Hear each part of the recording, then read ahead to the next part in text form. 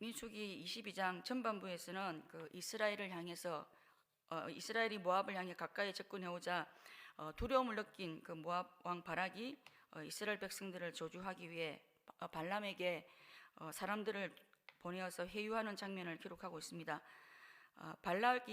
발람에게 첫 번째 요청을 했을 때는 하나님께서 발람이 발락에게 가는 것을 허락하지 않으셨지만 두 번째 요청을 했을 때는 하나님께서 이르신 말만 하도록 명령하신 후에 발람이 발락에게 가는 것을 허락하심을 보게 됩니다.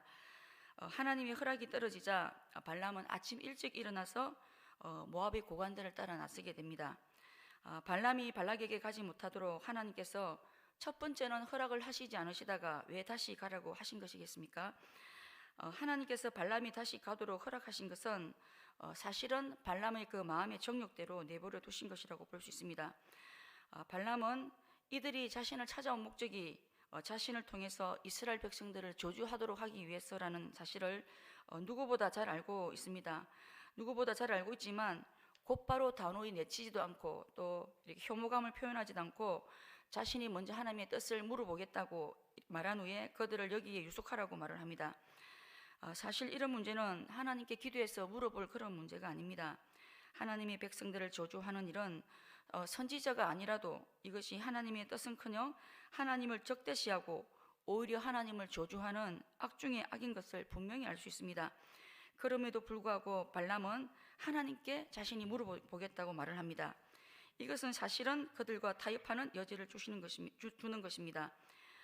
그리고 오늘 본문을 보면 하나님이 발람이 그들을 따라가는 것을 허락하시자 21절에 발람은 마치 허락을 기다렸다는 듯이 아침에 일찍 일어나 그들과 함께 떠날 차비를 합니다. 발람의 마음이 발람의 그런 행동을 통해서 다 드러나고 있음을 우리가 볼 수 있습니다. 발람은 겉으로는 마치 신앙의 양심을 따라 행동하는 것처럼 보이지만 발람의 내면은 그들이 제안하는 유혹거리들에 이미 마음이 기울어졌다고 볼 수 있습니다. 22장 17절 말씀, 내가 그대를 높여 크게 존귀하게 하고 그대가 내게 말하는 것은 무엇이든지 시행하리니. 발람의 마음에는 하나님 대신 자신이 높아지고 크게 되고 은금을 가지고자 하는 탐심이 자리 잡고 있었기 때문입니다. 하나님은 마음에 하나님 두기를 싫어하면 그들을 상실한 마음대로 내버려 두시고 합당하지 못한 일을 하게 하신다고 말씀하고 있습니다. 로마서 1장 28절, 또한 그들이 마음에 하나님 두기를 싫어하며 하나님께서 그들을 그 상실한 마음대로 내버려 두사 합당하지 못한 일을 하게 하셨으니. 탐심과 탐욕이 하나님 자리에 앉게 되고 하나님 자리를 차지하게 되면 하나님은 그 상실한 마음대로 내버려 두신다는 사실을 우리가 알 수 있습니다. 그렇다면 오늘 우리의 마음은 무엇이 자리를 잡고 있습니까? 하나님이십니까? 아니면 탐심과 탐욕처럼 하나님 외에 다른 것이 자리를 잡고 있지는 않습니까? 그런데 발람이 하나님의 허락하심에 따라 아침에 일찍이 모압을 향해 길을 나서자 하나님의 진노가 나타나게 됨을 보게 됩니다. 21절에서 22절, 발람이 아침에 일어나서 자기 나귀의 안장을 지우고 모압 고관들과 함께 가니 그가 감으로 말미암아 하나님이 진노하심으로. 지금 발람이 가고 있는 길은 어떤 길입니까? 하나님의 백성을 저주하기 위해 가는 길입니다. 하나님께서 싫어하시고 미워하시는 길입니다. 발람이 길을 나서자 칼을 뺀 여호와의 사자가 나타나서 길을 막았습니다. 발람의 길은 칼을 뺀 여호와의 사자에게 죽임을 당할 만큼 그렇게 사악한 길입니다. 33절, 나귀가 나를 보고 이같이 3번을 돌이켜 내 앞에서 피하였느니라. 나귀가 만일 돌이켜 나를 피하지 아니하였다면 내가 벌써 너를 죽이고 나귀는 살려서리라. 발람의 길은 하나님께서 인정하시지 않는 길입니다. 시편 1편 6절은 물은 의인들의 길은 여호와께서 인정하시나 악인들의 길은 망하리라고 말씀합니다. 발람의 길을 통해 우리가 가야 할 길, 또 가야 할 방향이 무엇인지를 생각하게 되는 것 같습니다. 우리 인생에 가야 할 길은 궁극적으로 2가지 길로 기글이 됩니다. 하나님께서 인정하시는 길과 하나님께서 인정하시지 않는 길입니다.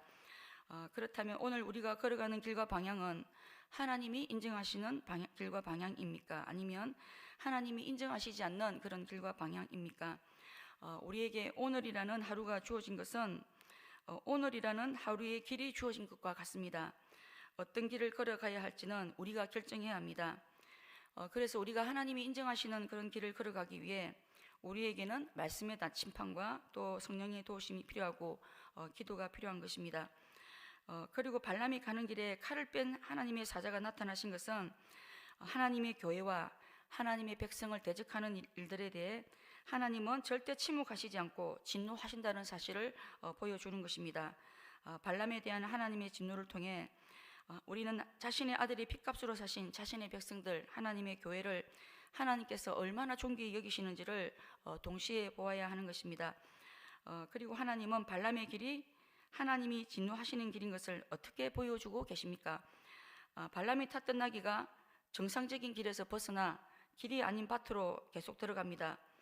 발람이 나귀를 돌이키기 위해서 채찍질을 해도 정상적인 길로 돌아가지 않습니다.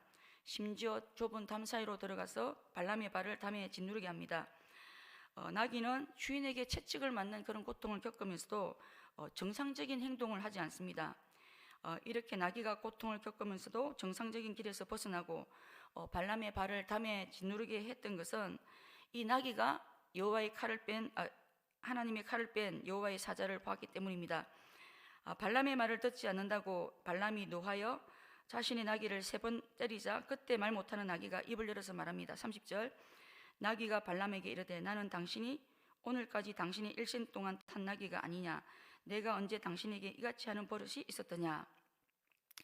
하나님은 우리가 하나님께서 기뻐하시지 않는 길을 걸어갈 때 우리와 일상을 함께하는 나귀를 통해 이 길이 잘못된 길이라고 말씀하신다는 사실을 보게 됩니다. 일평생 탔던 나귀가 아무 이유도 없이 길에서 벗어나고 아무리 때려도 정상적이고 상식적인 행동 대신 돌발적인 그런 행동을 한다면 적어도 발람은 나귀가 왜 이런 행동을 하는지 이런 질문부터 했어야만 합니다. 그리고 지금 하나님의 백성을 저주하는 길에 이런 일이 일어났기 때문에 발람은 더욱 나귀의 이런 행동들을 통해서 하나님의 음성을 들을 수 있는 그런 영적인 민감함이 있어야만 했습니다.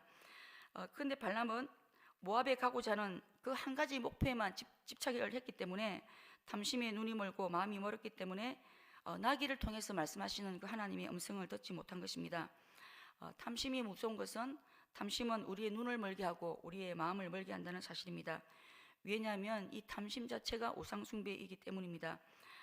지금까지 이상한 버릇이 없었던 나귀가 평소와 다른 그런 정상적인 모습에서 벗어난 돌발적인 행동을 하게 될 때, 또 그 나귀로 인해서 우리의 발이 담에 짓눌러져서 고통을 느끼게 될 때, 혹시라도 지금 나에게 하나님께서 내가 하나님이 기뻐하시지 않는 길을 걸어가고 있는 것은 아닌지 돌아볼 수 있어야 한다는 것입니다.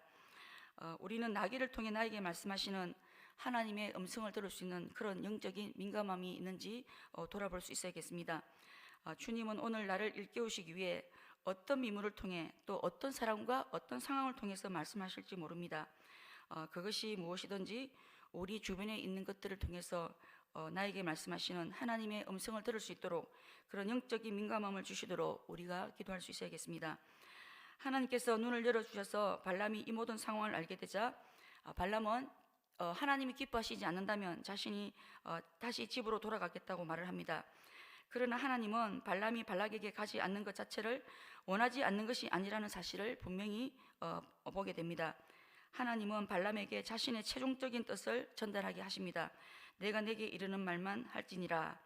이 말씀은 하나님께서 20절에서 하셨던 말씀을 그대로 반복한 것입니다.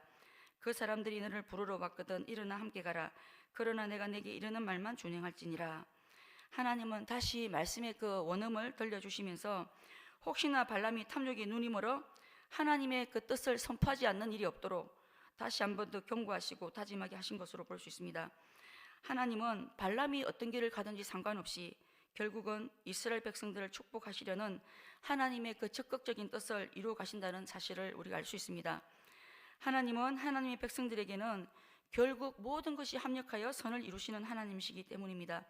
하나님은 자기의 실속만 챙기는 발람 같은 자들을 통해서도 궁극적으로는 자신의 백성들을 축복하신다는 사실을 기억할 수 있어야겠습니다.